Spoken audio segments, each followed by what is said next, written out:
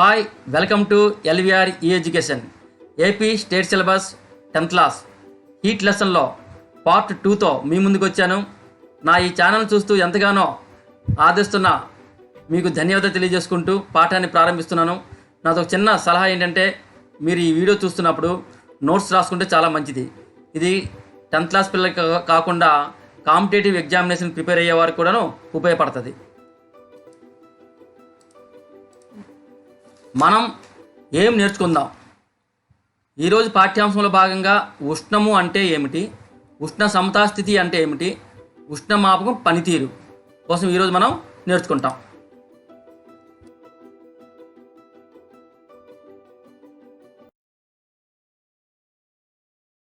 ఇప్పుడు మనం ఒక కృత్యాన్ని చేద్దాం. చూడండి, ఇక్కడ చల్లని వస్తువు అనగా అల్ప ఉష్ణోగ్రత వద్ద గల వస్తువు ఉంది, వేడి వస్తువు అధిక ఉష్ణోగ్రత వద్ద గల వస్తువు ఉంది. ఆ రెండింటిని ఇప్పుడు మనం కలిపి ఉంచామనుకుందాం. అలా కలిపి ఉంచడాన్ని ధార్మిక స్పర్శ లేదా ఉష్ణీయ స్పర్శలో ఉంచామంటాం. ఏమంటాం? ధార్మిక స్పర్శ లేదా ఉష్ణీయ స్పర్శలో ఉంచామంటాం.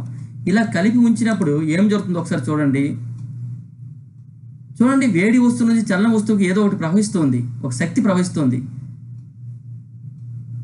ఆ శక్తిని మనం ఉష్ణము అంటాం. ఎంత చూడండి, ఇప్పుడు ఏం జరుగుతుంది, ఆ రెండు ఉష్ణోగ్రతలు సమానం అయిపోతుంది. చూడండి, సమానం అయిపోయిన తర్వాత ఉష్ణ ప్రసారం ఆగిపోయింది. అంటే వేడి వస్తువు నుంచి చలన వస్తువుకి ఒక శక్తి ప్రసరిస్తూ ఉంది. ఆ శక్తిని మనం ఉష్ణము అంటాం. అధిక ఉష్ణోగ్రత గల వస్తువు నుండి అల్ప ఉష్ణోగ్రత గల వస్తువుకు ప్రవహించే శక్తి స్వరూపాన్నే ఉష్ణము అంటాము. ఎంతవరకు ఇలా జరుగుతుంది? ఆ రెండు వస్తువుల ఉష్ణోగ్రతలు సమానమైనంత వరకు మాత్రమే ఉష్ణం ప్రవహిస్తూ ఉంటుంది. ఈ విధంగా రెండు వ్యవస్థలు ఒకే ఉష్ణోగ్రత వద్ద ఉంటే ఆ రెండు వస్తువులు ఉష్ణ సమతాస్థితిలో ఉన్నాయని అంటాం. ఇక్కడ చూడండి, ఒక వ్యక్తి చలిలో ఎలా వణికిపోతున్నాడో.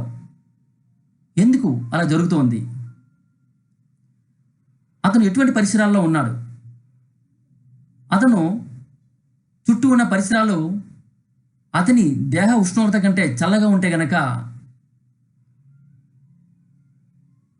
అతని దేహం నుండి పరిసరాలకు ఉష్ణ ప్రసారం జరుగుతూ ఉంటుంది. ఎందుకంటే అతని దేహం వేడి వస్తువు, దాని చుట్టూ ఉన్న పరిసరాలు చల్లని వస్తువు. వేడి వస్తువు నుంచి చల్లని వస్తువుకి ఉష్ణ ప్రసారం నిరంతరం సాగుతూనే ఉంటుంది. అందుకే అతను చల్లదనాన్ని అనుభూతి చెందుతాడు, అతనికి చలి వేస్తుంది. ఇక్కడ చూడండి, అందరు కూడా చెమట తుడుచుకుంటున్నారు, వేడి వేడి అనుకుని ఎంత ఫీల్ అవుతున్నారో. ఇలా ఎందుకు జరుగుతుంది అంటే, వారు ఉన్న పరిసరాల ఉష్ణోగ్రత వాళ్ళ దేహ ఉష్ణోగ్రత కంటే ఎక్కువగా ఉందని అర్థం. అంటే వారు పరిసరాల నుండి ఉష్ణాన్ని వారి శరీరం గ్రహిస్తూ ఉంటుంది. అంటే ఉష్ణ ప్రసారం అనేది వారి పరిసరాల నుండి దేహంలోనికి జరుగుతూ ఉంటుంది. అందుకే వారు వెచ్చదనాన్ని అనుభూతి చెందుతారు. ఈ విధంగా మనం చలి లేదా వెచ్చదనాన్ని అనుభూతి చెందడం అనేది ఉష్ణ ప్రసారం వలన జరుగుతుంది. ఇక్కడ చూడండి, ఆహా ఎంత ఆహ్లాదంగా ఉంది. ఎందుకంటే చలి లేదు, ఇటు వేడి లేదు. ఎందుకు ఇలాగా ఉంది అంటే, ఈమె త్వరగా శరీర ఉష్ణోగ్రత, ఆమె పరిసరాల ఉష్ణోగ్రత ఒకే విధంగా ఉందని అర్థం. అంటే శరీరము ఆ పరిసరాలతో ఉష్ణ సమతాస్థితిలో ఉందని అర్థం. అందుకే వేడి చల్లదనం లేకుండా హాయిగా ఆ వాతావరణం ఆస్వాదిస్తూ ఉంది.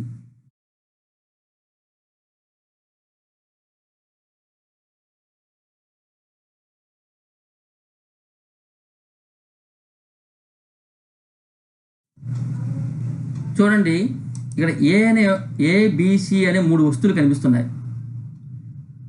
ఏ వస్తువు సి వస్తువుతో ఉష్ణ సమతాస్థితిలో ఉంది అంటాం. అంటే అర్థం ఏంటి? ఏసీల ఉష్ణోగ్రతలు సమానము అని అర్థం. అలాగే బి మరియు సి ఉష్ణ సమతాస్థితిలో ఉంది అనుకుందాం. అంటే అర్థం ఏంటి? బీసీలు ఉష్ణోగ్రతలు సమానం. ఈ విధంగా ఏ ఉష్ణోగ్రత సికి సమానం, బి ఉష్ణోగ్రత సికి సమానం. అంటే అర్థం ఏంటి? ఏబీల ఉష్ణోగ్రత కూడా సమానమే కదా.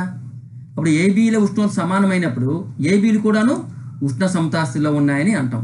అంటే ఏ మరియు బీలు రెండు కూడా సితో వేరువేరుగా ఉష్ణ సమతాస్థితిలో ఉంటే ఏబీలు కూడాను ఉష్ణ సమతాస్థితిలో ఉన్నాయని అర్థం. సో ఏ బి అనే రెండు వ్యవస్థలు సి వ్యవస్థతో వేరువేరుగా ఉష్ణ సమతాస్థితిలో ఉంటే ఏ మరియు బి కూడాను ఉష్ణ సమతాస్థితిలో ఉన్నాయి అని అంటాము.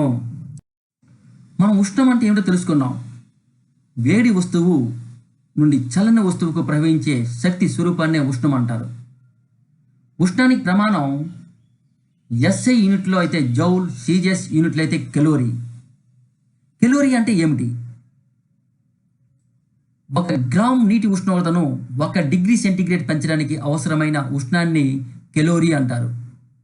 1 గ్రాము నీటి ఉష్ణోగ్రతను 1 డిగ్రీ సెంటీగ్రేడ్ పెంచడానికి అవసరమైన ఉష్ణాన్ని కెలోరీ అంటారు. ఇక్కడ ఎస్ఐ ప్రమాణానికి సిజిఎస్ ప్రమాణానికి మధ్య ఉన్న సంబంధాన్ని చూడండి. 1 calorie is equal 4.186 joules. 1 calorie is equal 4.186 joules. ఉష్ణాన్ని కెలోరీమీటర్ అనే పరికరంతో కొలుస్తారు. కెలోరీమీటర్ అనేది ఒక రాగి పాత్ర. అది ఒక చెక్క పెట్టెలో అమర్చి ఉంటారు. దీన్ని ఉపయోగించి ఏ విధంగా ఉష్ణాన్ని కొలుస్తారో మరి ఒక వీడియోలో మనం చూద్దాం. ఇప్పుడు మనం ఒక కృత్యం ద్వారా ఉష్ణమాపకం పనితీరును పరిశీలిద్దాం. చూడండి, ఉష్ణమాపకం. ఈ ఉష్ణమాపకంలో ఎరుపు రంగులో మీకు కనిపిస్తుంది ఉష్ణమాపక ద్రవం. అది పాదరసం. పాదరసానికి ఉన్న ముఖ్య లక్షణం ఏంటంటే ఉష్ణాన్ని గ్రహించినప్పుడు వ్యాకోచించడం, కోల్పోయినప్పుడు సంకోచించడం. ఇప్పుడు మనం ఒక పెద్ద పాత్రలో వేడి నీటిని, చిన్న పాత్రలో చల్లనీటిని తీసుకోండి. వేడి నీటిలో ఉష్ణమాపకాన్ని ఉంచి ఉష్ణమాపక ద్రవం తాలూకా మార్పుని గుర్తించండి. ఇప్పుడు పాదరస మట్టం పెరుగుదలను గమనిస్తున్నారు. వేడి నీరు నుండి చల్లని వస్తువైన పాదరసంకు ఉష్ణం బదిలీ కావడం వలన పాదరస మట్టంలో పెరుగుదలను గమనించారు. ఇప్పుడు పాదరస మట్టం నిలకడగా ఉంది. ఈ సందర్భంలో పాదరస మట్టం సూచించే రీడింగు 90 డిగ్రీల సెంటీగ్రేడ్. ఇదే వేడి నీరు ఉష్ణోగ్రత. ఇప్పుడు ఉష్ణమాపకాన్ని చల్లని నీటిలోకి మార్చండి. పాదరస మట్టం తగ్గుదలను గమనిస్తూ ఉన్నారు. వేడిగా ఉన్న పాదరసం నుండి చల్లని వస్తువైన నీరుకు ఉష్ణం బదిలీ కావడం వలన పాదరస మట్టం తగ్గుతూ ఉండడం మీరు గమనించారు. ఇప్పుడు పాదరస మట్టం నిలకడగా ఉంది. ఇప్పుడు పాదరస మట్టం సూచించే రీడింగు 22 డిగ్రీల సెంటీగ్రేడ్. ఇదే చల్లని నీరు ఉష్ణోగ్రత. పాదరస మట్టం నిలకడగా ఉందంటే అక్కడ ఉష్ణ ప్రసారం ఆగిపోయింది అని అర్థం. అనగా పాదరసం నీటితో ఉష్ణ సమతాస్థితిలో ఉందని అర్థం. ఉష్ణ సమతాస్థితి వద్ద ఉష్ణమాపక రీడింగ్ ఉష్ణోగ్రతను తెలియజేస్తుంది. అనగా ఉష్ణోగ్రతను ఉష్ణ సమతాస్థితి కొలతగా చెప్పవచ్చు. ఇప్పటివరకు మీరు నేర్చుకున్న అంశాలపై సెల్ఫ్ టెస్ట్. స్క్రీన్ పైన మొదటి ప్రశ్న చూడండి. అధిక ఉష్ణోగ్రత గల వస్తువు నుండి అల్ప ఉష్ణోగ్రత గల వస్తువుకు ప్రవహించే శక్తి స్వరూపాన్ని డాష్ అంటాము. ఓకేనా? ఏమంటాం? ఉష్ణము. రెండో ప్రశ్న చూద్దాం స్క్రీన్ పైన. 2 వ్యవస్థలు ఒకే ఉష్ణోగ్రత వద్ద ఉంటే ఆ 2 వస్తువులు డాష్లో ఉన్నాయని అంటాము. ఉష్ణ సమతాస్థితి. మూడో ప్రశ్న. ఏ వస్తువు ఉష్ణోగ్రత 40 డిగ్రీల సెంటీగ్రేడ్, ఏబి వస్తువులు ఉష్ణ సమతాస్థితిలో ఉన్నాయి. అయితే బి వస్తువు ఉష్ణోగ్రత ఎంత?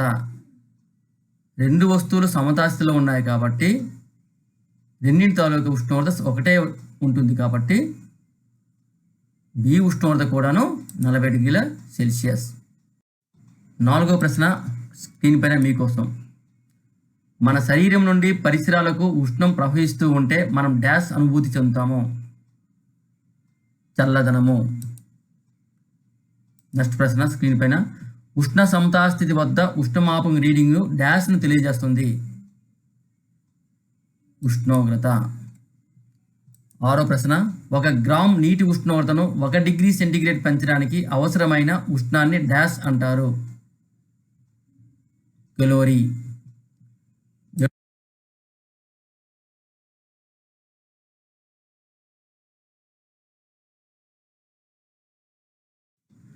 ఇప్పుడు 7వ ప్రశ్న స్క్రీన్ పైన మీకోసం.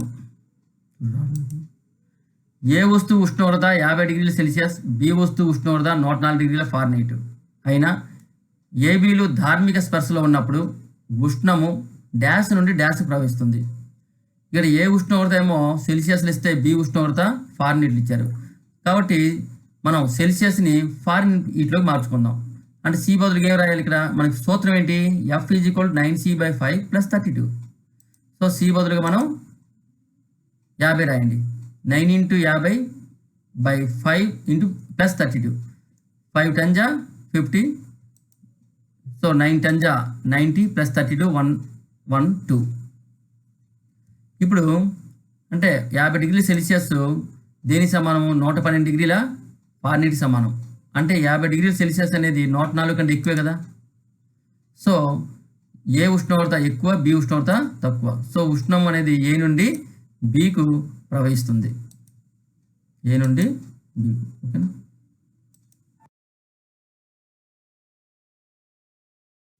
స్క్రీన్ పైన 8వ ప్రశ్న మీకోసం. డాష్ను ఉష్ణ సమతాస్థితి కొలత అనవచ్చు. ఆన్సర్ ఉష్ణోగ్రత. 9వ ప్రశ్న. ఉష్ణ మాపకంలో పాదరసం ఉపయోగించడానికి కారణం పాదరసంలో గల డాష్ అధికం. ఉష్ణ వ్యాకోచ గుణకం. 10వ ప్రశ్న స్క్రీన్ పైన మీకోసం. ఉష్ణం SI ప్రమాణం జౌల్స్, అయితే CGS ప్రమాణం డాష్ కెలోరీ. 11వ ప్రశ్న మీకోసం. 1 కెలోరీ = డాష్ జౌల్స్, 4.186 జౌల్స్. 12వ ప్రశ్న స్క్రీన్ పైన మీకోసం. ఉష్ణాన్ని డాష్ అనే పరికరంతో కొలుస్తారు. Calorie meter. Okay, end of the second part. Thank you for watching.